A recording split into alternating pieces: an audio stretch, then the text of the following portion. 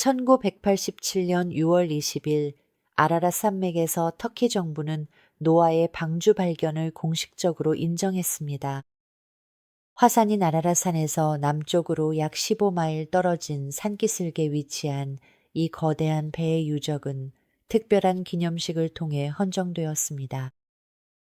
주비는 해당 지역에서 10년간 연구를 수행한 런 와이어트였습니다.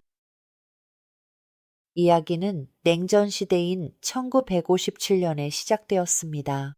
소련의 미사일 기지를 찾기 위해 터키 동부를 촬영한 항공사진에서 해발 약 6,300피트 높이의 산속에 있는 기묘한 배 모양의 지형이 발견된 것입니다. 1960년 미국 탐사대가 현장을 방문한 후 라이프 잡지가 이 이야기를 보도했습니다. 기묘한 지형에 구멍을 뚫어 조사한 탐사대원들은 그곳에 고고학적으로 흥미로운 것이 아무것도 없다는 결론을 내리고 떠났습니다. 런 와얏도 다른 많은 사람처럼 그 기사를 읽었지만 그는 그곳에 추가 탐사가 필요하다는 의견을 가졌습니다. 화산인 아라랏산에서 노아의 방주를 보았다는 주장은 많았지만 런은 그곳이 성층 화산이라는 것을 알았고 그 어떤 것도 거기서 살아남을 수 없었을 것이라고 믿었습니다. 그는 방주의 위치에 대한 성경의 기록에 주목했습니다. 일곱째 달 곧 그 달 열일의 날에 방주가 아라랏 산에 머물렀으며 성경의 아라랏인 우라르투는 터키 동부의 넓은 지역이었습니다. 이 위치는 확실히 가능성이 있었지만 그의 관심을 가장 끈 요소는 라이프 잡지 기사에 언급된 길이었습니다. 500피트였죠. 대부분의 사람은 히브리 규빗을 기준으로 437피트 길이의 노아의 방주를 찾고 있었지만 런은 더 자세히 알아보기 위해 다시 성경을 보았습니다. 모세가 애굽 사람의 모든 지혜를 배워 모세는 창세기에 기록된 홍수 이야기의 저자였습니다. 그는 이집트인들의 규빗 단위를 알고 있었을 것입니다. 히브리 규빗은 모세가 죽은 후 히브리 민족이 세워지기 전까지는 존재하지 않았습니다. 브리테니커 백과사전은 다음과 같이 기술했습니다. 이집트 규빗은 고대 세계에서 가장 널리 쓰인 보편적인 선형 측정 표준으로 일반적으로 인정받고 있다. 왕실 규빗은 20.62인치와 같다. 이것은 노아의 방주가 437피트보다 훨씬 더 길었다는 것을 의미합니다. 라이프 잡지 기사가 나간 지 17년 만에 런은 마침내 터키로 여행을 떠났습니다. 그 배 모양의 물체를 보았을 때 그는 그것이 1960년의 모습과 똑같다는 것을 알았고 지표면 아래에 무엇이 있는지 알아내기 위해 발굴 허가가 필요하다는 것을 깨달았습니다. 그래서 그는 집으로 돌아왔습니다. 그리고 더 많은 것이 드러나도록 지진이 일어나길 함께 기도해 줄 친구들을 모았습니다. 1978년 말 그는 터키 동부에서 지진이 발생했다는 소식을 듣고 1979년 8월에 다시 돌아왔습니다. 도착했을 때 그는 눈앞에 펼쳐진 광경에 압도되었습니다. 지진으로 물체 주변에 흙이 내려앉았고 전체 길이를 따라 커다란 균열이 생겨 있었습니다. 드러난 측면을 따라 부식된 늙골 목재의 잔해처럼 보이는 것들을 확인할 수 있었습니다. 또한 그는 퇴적물의 깊이와 전체 길이를 측정할 수 있었습니다. 길이는 515피트였는데 이는 정확히 300 로열 이집트 큐빗이었습니다.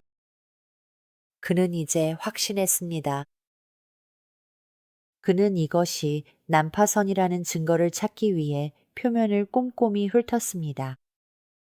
그는 가판이 무너져 내린 고대 선박의 화석화된 구조물이라고 믿어지는 것을 보았습니다. 가판 장선과 가판 지지 목재처럼 보이는 것들도 발견했습니다. 특히 흥미로운 점은 배가 커다란 석회암 노두에 박혀 있는 것처럼 보였다는 사실입니다. 그는 이것이 배가 다른 곳에서 바위 쪽으로 미끄러져 들어왔음을 나타낸다고 결론 지었습니다. 터키를 처음 방문하기 전 그는 근처 호수에서 바위로 산의 형태를 만들고 그 옆으로 모형배를 띄워 배의 반응을 살피는 실험을 했습니다.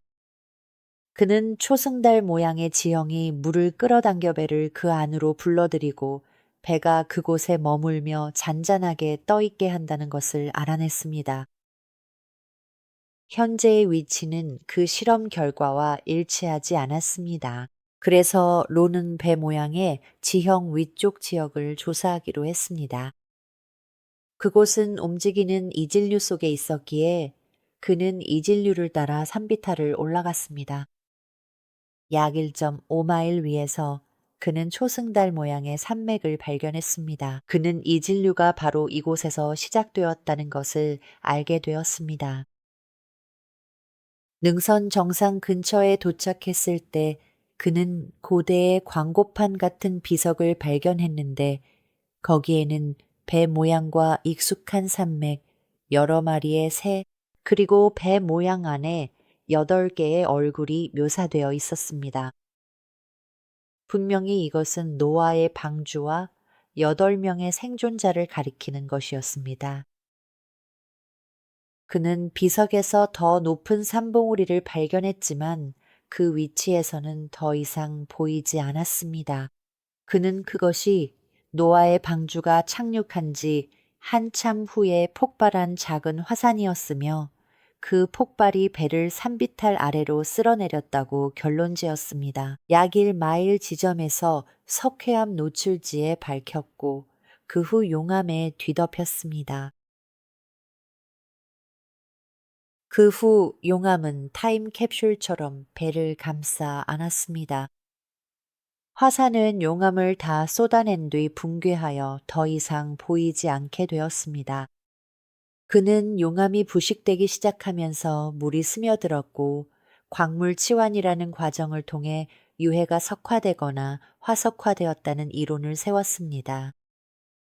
유해에서 분자가 하나씩 씻겨나가고 그 자리를 그 위에 물체와 물질에서 나온 분자들이 대신하게 된 것입니다.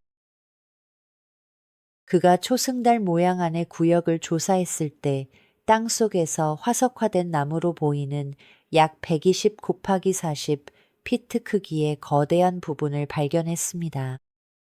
그는 이것이 배의 바닥이자 원래의 착륙 지점이라고 믿었습니다. 그의 결론은 홍수가 빠졌을 때 방주가 진흙투성이 땅속으로 가라앉았다는 것이었습니다. 이것이 배를 똑바로 세워주었습니다. 그 후 하나님은 바람을 보내지면을 말리셨습니다. 진흙 속에 가라앉았던 배의 일부분은 이제 땅 속에 단단히 밝히게 되었습니다. 수년 후 용암이 배를 산 아래로 쓸고 내려갔을 때 배의 본체는 뜯겨나갔습니다. 오직 이 부분만이 원래 위치에 남아 있었습니다. 론이 석화된 나무가 밝혀 있다고 믿은 이 구역 주변에서 그는 매우 독특해 보이는 암석 표본들을 발견했습니다. 그는 아래쪽 배 모양 지형에서 나온 여러 표본과 함께 몇 가지 샘플을 채취했습니다. 집으로 돌아와 그는 그것들을 분석 의뢰했습니다. 결과에는 유기탄소가 나타났는데 이는 샘플이 부패하고 화석화된 나무와 일치함을 보여주었습니다. 또한 철과 알루미늄 같은 금속도 포함되어 있었습니다. 론이 배 바닥 근처 현장에서 약 1.5마일 위쪽에서 발견한 이상하게 생긴 암석의 분석 결과는 분명 가장 흥미로웠습니다. 그의 초기 분석 결과 그것은 돌이 아니라 금속으로 나타났습니다. 1984년에 론은 전직 우주비행사인 짐어윈 대령을 만나 친구가 되었습니다. 어윈 대령은 아라랏산에서 노아의 방주를 찾고 있었습니다.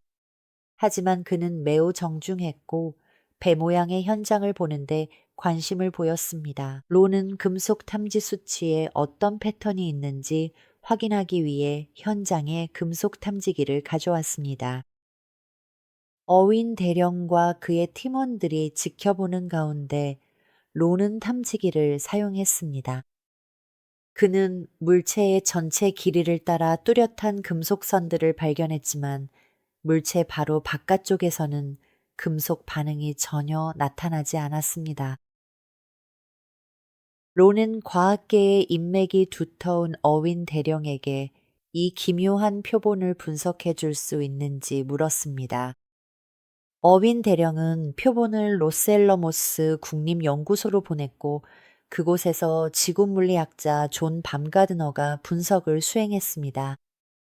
그 분석 결과는 밤가드너 박사의 흥미를 끌었습니다. 표본에는 망간, 티타늄, 알루미늄 등이 포함되어 있었는데 이것들은 자연에서 발견되는 형태가 아니었습니다.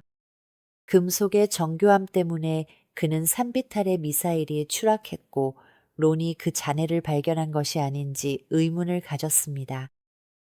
금속선의 흥미로운 증거와 표본 분석 결과로 인해 2명의 새로운 연구자가 이 작업에 참여하게 되었습니다. 밤가드너 박사와 선박 및 선박 건조에 대해 잘 아는 해양군한 전문가 데이비드 파셀이었습니다. 그들 둘 다 팀에 합류했습니다. 오, 저것 좀 보세요. 오, 잠깐만요. 저걸 좀 더 가까이서 찍어볼게요. 일종의, 제 손을 거기 넣어볼까요? 네, 바로 저기처럼 삐져나온 작은 철 조각들을 가리키기 위해서요. 저기랑 저기요. 반응이 아주 강하네요.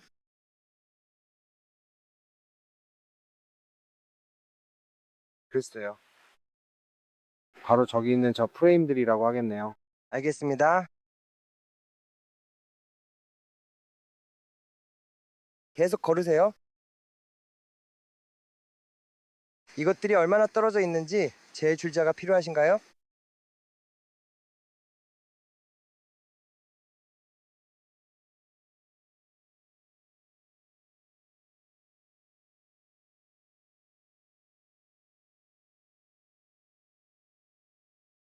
조언, 과학자로서 신뢰를 무릅쓰고 묻겠습니다만 당신이 정말로 노아의 방주장 해위에 있었다고 진심으로 믿으십니까? 제 마음속에는 의심의 여지가 없습니다. 이것은 인공 구조물임에 틀림없습니다. 금속으로 가득 차 있거든요. 금속은 일정한 패턴을 가지고 있습니다. 그리고 이 물체의 크기와 모양을 보아하니 거의 확실히 커다란 배입니다. 밤가드너 박사와 론은 3가지 다른 종류의 금속 탐지기로 현장 전체를 훑었습니다. 금속 탐지 지점마다 돌을 놓은 뒤 테이프를 붙여 선을 표시했습니다. 이 흥미로운 증거는 ABC의 2020 프로그램의 관심도 끌었습니다. 이 배 모양 유적은 1959년 터키 육군 대위가 처음 발견해 촬영했습니다. 조사도 곧 이루어졌지만 자연 현상으로 여겨졌습니다. 그러나 아마추어 고고학자 와이어트가 몇 년 전 다시 관심을 불러일으켰고 해양군한 전문가 데이브 파솔드에게 감정을 의뢰했습니다. 둠스데이 마운틴 팀은 인류의 오래된 전설을 탐사하려고 첨단 기술을 도입했습니다. 여기 하나 있네요. 그들은 분자 주파수 발생기로 유적지를 스캔하기 시작했습니다. 이 장치는 외과애들이 암 종양을 찾아낼 때 쓰며 파솔트가 수중 보물을 찾는데도 사용해왔죠. 이번에 분자 주파수 발생기는 땅속에서 독특한 패턴의 철분 선들을 포착하기 시작했습니다. 좋아요. 저걸 위로 올리세요. 그들은 그 선들을 따라 리본을 배치하기 시작했습니다. 리본으로 윤곽이 드러난 최종 형태는 거대한 배의 모습이었습니다. 성경에 묘사된 노아의 방주와 거의 일치하는 길이와 너비였죠. 이 매혹적인 리본의 현장은 곧 더 높은 학계의 관심을 끌었습니다. 철처럼 보이네요. 알겠습니다. 로스앨러모스 연구소의 물리학자인 존 밤가드너 박사는 샘플을 연구소로 보내 분석했고 리본으로 추적하던 금속이 정말 철임을 확인했습니다. 너비와 길이를 알게 되자 이제 남은 유일한 의문은 깊이였습니다. 선체의 깊이를 파악함으로써 이 배 모양의 물체가 성경 속 방주에 기술된 적재 용량을 갖췄는지 판단할 수 있었죠. 이 마지막 문제를 해결하기 위해 와이어트와 파솔드는 지질학자 톰 패널을 터키로 불렀고 그의 회사가 보유한 고성능 지표 투과 레이더 장비도 가져왔습니다. 이런 장비는 에어 플로리다 추락사고 당시 얼어붙은 포토맥강 바닥에서 블랙박스 조종석 기록 장치를 찾아내기도 했습니다. 배 모양의 유적지에서 몇 마일 떨어진 바로 이곳에서 패너와 일행의 기다림이 시작되었습니다. 일행은 둠스데이 마운틴 조사를 마무리하기 위해 터키 정부의 최종 승인이 필요했습니다. 계엄령의 제약으로 인해 미국 탐험가들은 외부 세계와 완전히 단절되었습니다. 전화기조차 없었죠? 어쨌든 우리는 이 일을 끝낼 때까지 스컹크 냄새처럼 끈질기게 달라붙어 버틸 겁니다. 스컹크 냄새처럼 끈질기게 버텼다. 터키 정부가 탐사를 중단시켰는데 이제 어떻게 되나요? 봐봐라. 우리가 다녀온 뒤 상황이 진정돼서 터키 정부가 과학자들을 보내 유적을 조사했어요. 정말 매혹적인 곳이에요. 터키 과학자들과 고고학자들이 자체 연구를 진행하는 동안 론과 그의 동료들도 작업을 계속했습니다. 다음 단계는 지표 투과 레이더 조사였습니다. 저기 세로 격벽이 보이네요. 론, 저것들이 튀어나오는 걸 보셔야 해요. 네, 저기 있군요. 바로 여기요. 여기 또 하나 있네요. 저기 바로 용골선이 있네요. 네, 네. 좋아요. 선들이 보이네요. 선들이 있어요. 좋습니다. 저쪽으로 가보죠. 봅시다. 우리가 속이지 않는다는 걸 모두가 알 수 있게 계속 켜두세요. 아시겠죠? 알겠습니다. 좋아요. 자, 이건 서쪽 격벽입니다. 좋아요. 저기를 좀 봐주시겠어요? 알겠습니다. 이게 서쪽 격벽입니다. 그렇군요. 저기 있었는데 그가 동쪽으로 걸어갔죠. 여기서부터 세로 격벽들이 나타나기 시작합니다. 여기요. 알겠습니다. 저기 어떻게 나타나는지 보이시죠? 맞네요. 초기 스캔 결과는 매우 인상적이었으며 격벽 및 방과 일치하는 내부 구조를 보여주었습니다. 하지만 데이터를 정확하게 해석하고 있는지 확인하기 위해 론은 스캔 출력물을 레이더 개발 및 제조업체인 지오피지컬 서베이 시스템즈로 가져갔습니다. 이 데이터는 자연적인 지질 상태를 나타내지 않습니다. 인공 구조물입니다. 이런 반사 현상은 매우 주기적으로 발생해 무작위적인 자연 지층이라 보기엔 너무 규칙적입니다. 이것이 인공물의 유해라는 사실에는 더 이상 의심의 여지가 없었습니다. 1986년 말 터키 정부는 결정을 발표했습니다. 기념식은 1987년 6월로 정해졌습니다. 그 기념식 중에 주지사는 론에게 기자들과 군 관계자들을 위해 현장에서 레이더 시연을 요청했습니다. 론이 온전한 목재처럼 보이는 판독 결과를 보여주자 주지사는 즉시 군인에게 바로 그곳을 파보라고 명령했습니다. 그 결과 나타난 것은 수작업으로 다듬어진 목재가 화석화되어 돌처럼 굳어진 부분이었습니다. 단면을 잘라 확인해 보니 5겹의 목재를 역청으로 붙인 합판이었으며 끝부분에서 역청이 흘러나온 흔적이 뚜렷이 보였습니다. 이 화석화된 표본은 건조 과정에서 리벳이 사용되었음을 보여줍니다. 분석 결과 철, 티타늄, 알루미늄 등이 포함되어 있었는데 이는 물에 강한 매우 정교한 합금이었습니다. 선체 하단에서 떨어진 표본들이 금속 공학 전문가에 의해 슬랙으로 확인되자 론은 노아가 선체 내부를 슬랙으로 채웠음을 알게 되었습니다. 그것은 방주를 만드는 데 필요한 금속 부품을 생산하는 과정에서 나온 부산물이었습니다. 더 정밀한 레이더 스캔을 통해 비록 곳곳이 파손되고 무너졌지만 각 층으로 연결되는 출입구 경사로 시스템을 갖춘 매우 지능적이고 현대적인 설계의 배가 드러났습니다. 1990년에 론은 소위 미니 발굴을 실시했는데 삼날을 구부려 거대한 면도날처럼 만들어 사용했습니다. 그와 그의 동료들은 한 구역에서 아주 얇은 층을 깎아내어 구조물 부재와 기질 사이의 색상 차이를 보여주기 위해 매끄럽게 다듬었습니다.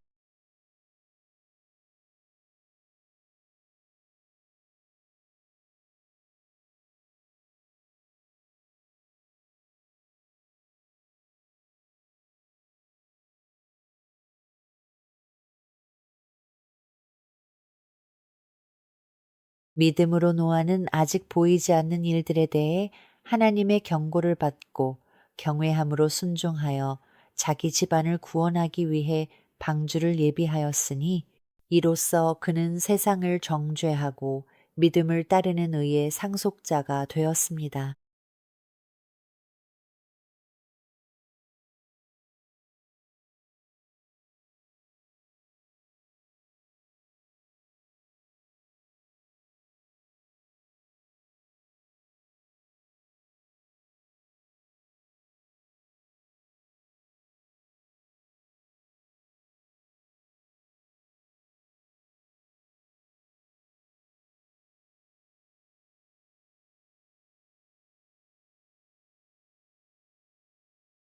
홍수 이전 시대의 노아가 방주에 들어가던 날까지 사람들이 먹고 마시고 장가들고 시집가고 있으면서 홍수가 나서 그들을 다 멸하기까지 깨닫지 못하였으니 인자의 임함도 이와 같으리라.